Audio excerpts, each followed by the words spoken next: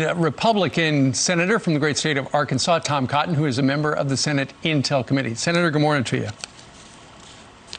Good morning, Steve. Good to be on with y'all. It's good to have you on this Monday morning. You know, as Brian said, the problem is there are certain members of Congress across the rotunda in the House who can't keep a secret. But the thing is, they are leaking national security intel, which the leaking of that is a felony. But so far, you know, nobody's really gotten in big trouble for it. So why not?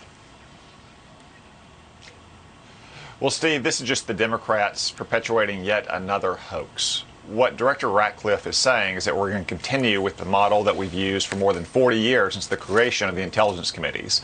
The members of the House and the Senate Intelligence Committee are going to continue to receive the kind of in-person briefings we receive on every topic that is relevant to the intelligence community's work. What he's not going to continue, what he doesn't have to continue, what he did at the request of congressional leaders is in-person briefings for all 535 members of Congress. That obviously led to leaks of information over the last month. We cannot allow that to continue. Members of Congress who are not on the intelligence committees can go to our leaders and ask for written products from the intelligence community, but the members of the intelligence committees will continue to receive these in-person briefings just like we always do. Senator, we'd like to get your thoughts on one committee member in particular, the House Intel Committee Chair, that is, Adam Schiff. Now, he says he's not the one leaking. Take a listen to this thought, and then we'll get your thoughts coming out of it. Have you or any of your staff or other Democrats on the committee leaked classified information?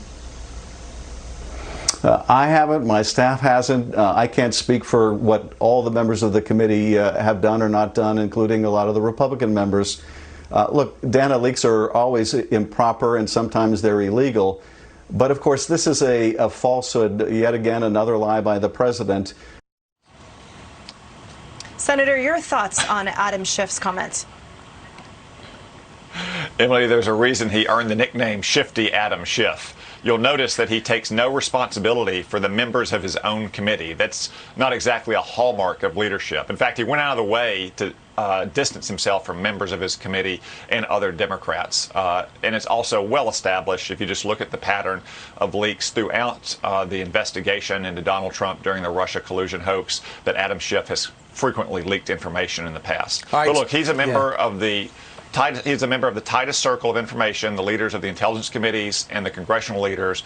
He'll get all the information he wants. This is yet again another hoax designed to distract from the Democrats leaking of classified information and all the other things that they don't want the American people to be talking about, like their crazy radical agenda for America. So, Senator Cotton, the President of the United States is going to be going to Wisconsin. I think he's going to be going tomorrow, and he's going to be going to Kenosha, where the shooting took place. And he's been asked by the Democratic governor not to come. In fact, here is Governor Evers' letter to the president. Said, I, along with the other community leaders who have reached out, are concerned about what your presence will mean for Kenosha and our state. I'm concerned your presence will only hinder our healing. I'm concerned your presence will only delay our work to overcome division and move forward together. So he doesn't want the president to come see what happened. And look how feckless and overmatched Tony Evers is. He has created a no-go zone in his own state for the President of the United States.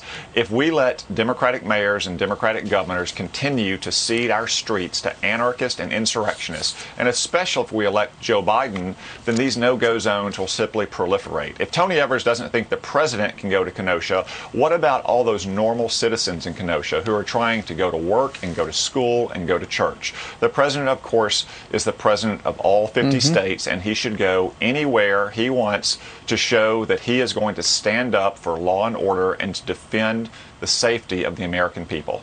Well, Senator, the Republican chair of the GOP party in the Kenosha area said yesterday she's happy that the president is coming, and says sees a double standard because apparently Tony Evers went to Kenosha on Thursday, and nobody said coming to Kenosha was political. I think it might bring the morale of the people up, which would be a very good thing. But here's a question for you.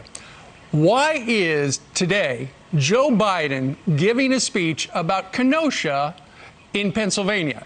it sounded like he was going to go to Kenosha today, but changed his mind. But then again, 24 hours earlier, he changed his mind about not campaigning in person until after the Labor Day holiday. And then suddenly he's going to start, he was going to be at home, then he's going to start campaigning, he was going to be in Kenosha.